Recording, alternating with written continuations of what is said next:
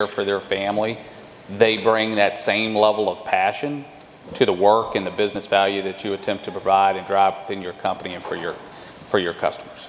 So, thank you. I think Amazon really, values their life perspective. I think their life experience, the things that they've seen through their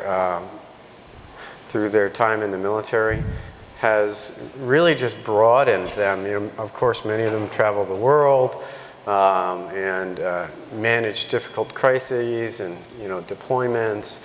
And we just love what they bring. Whatever role they're in, they add to that team. I think just a really global and broad life experience and perspective that, you know, to many younger associates and employees, they immediately become a mentor. Thank you. CeCe? Probably a little bit biased here, but I think that, you know, the biggest thing that a military spouse can bring to the table is their resilience. I think military spouses are among the most resilient group of people I have ever met. They've got a true grit, and, you know, to your point, I think you can really, they're accustomed to having things thrown at them quickly. I've also sat in the seat where I got a Monday call that on Friday my husband was going to be deploying, and you sort of roll with that, and that rolls into how they are professionally. So I think many organizations would, you know, love to have more staff members that contribute in that way. Absolutely. Bronagh? Yeah, so I have a quick story to share that's in relation to, and CeCe mentioned it earlier, we have the IT Support Professional Certificate, and it's basically a cert that allows anyone to go from not knowing anything at all to having a knowledge of IT support in less than 6 months. Now, when I was talking to this specific military spouse, the time duration actually was estimated at about 9 to 12 months for completion. And I spoke to this military spouse who had 2 kids under 5, was working full-time, and had completed the Google IT cert in 2 months. And I was just like, damn, okay. You're Superwoman, what am I doing with my life, you know? So I would just say that that's just a prime example of you just throw anything at a military spouse and they're like, what's next? Absolutely. I think I'm always left with the fact that the cultural competency that military spouses bring to any organization once they're hired. I want to note a couple of things before we wrap up. One, the tremendous work of Cindy Miracle and Charlie Palumbo. We are only as good as those folks that are leading us with their hard work behind the scenes for these economic empowerment zones and bringing the state of Virginia and bringing V3 to the table.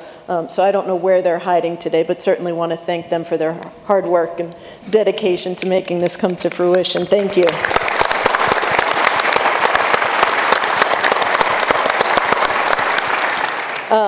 I also want to touch on the fact that if you are part of the MCs, a little over 18 months ago, we launched our Hiring 100K initiative that I know some folks in this room are a part of. We're working over 3 years to have 100,000 military spouses hired by companies across the country. I can tell you to date, we're over 30,000 commitments to hire, and we still have about 18 months to go. So if you have not yet signed up, come join us for Hiring 100K.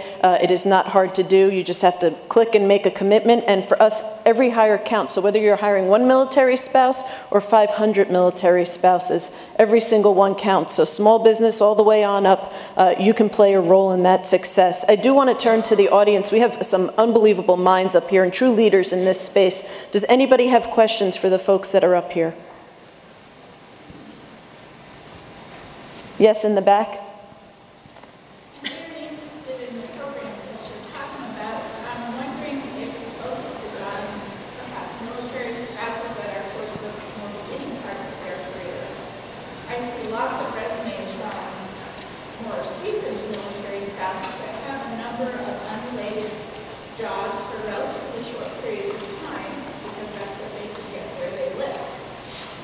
But as any focus being devoted to more senior military Yep, so it's an interesting question. I'll start with HOH, and then if anyone wants to grab that. Several years ago, we decided we were going to revamp what a definition of a military spouse was for that exact reason, and that we're not constrained by federal regulations. For us, a military spouse is anyone who identifies as having their career impacted by a service member's commitment to this country. So if I'm an active duty spouse, a veteran spouse, a Gold Star spouse, if I'm a divorced spouse, and all of a sudden after 13 years, I no longer have access to services, we want to wrap our arms around you and be of help. There are buckets of spouses, 18 to 24-year-old, reflective of the majority of our military, and then the folks who at 32 realize, holy smokes, we're in this for the long haul and I have to figure it out. So we're right now working hard to get our arms around those 18 to 24-year-olds so that when they're 32, they have been on a trajectory. But yes, we are focused on serving those new spouses all the way on up through.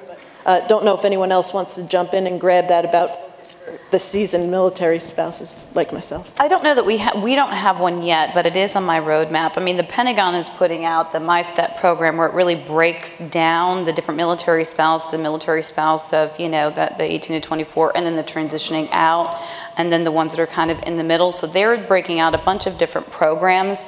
I know we're keeping a pretty close eye on that to see how we can leverage some of the things that they're putting out. But we don't have anything currently, but it is definitely something that we're paying attention to.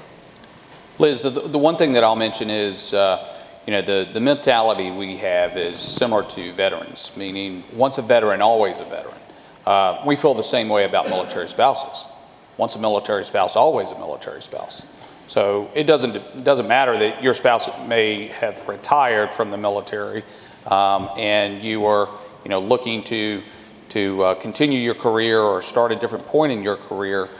We want you to identify as a military spouse if you know, searching employment opportunities with Capital One, and that is the way in which we will view your application. The leader of our military spouse programs is a military spouse. Her husband is no longer in the active duty, but she is still a military spouse. So. Thank you so much, Chris. And we often get the question, well, how do you know someone's really a military spouse? Don't ask them for an ID card. If someone is presenting themselves as a military spouse, it is not a cool thing, right? It's not like being a veteran. People don't say, yes, we've got a spouse. So really encourage people. The risk is minimal to embrace anybody that is stating that they are a military spouse. To Chris, John, CeCe, Bronagh, thank you for being agents of change, and thank you for leading. Thanks,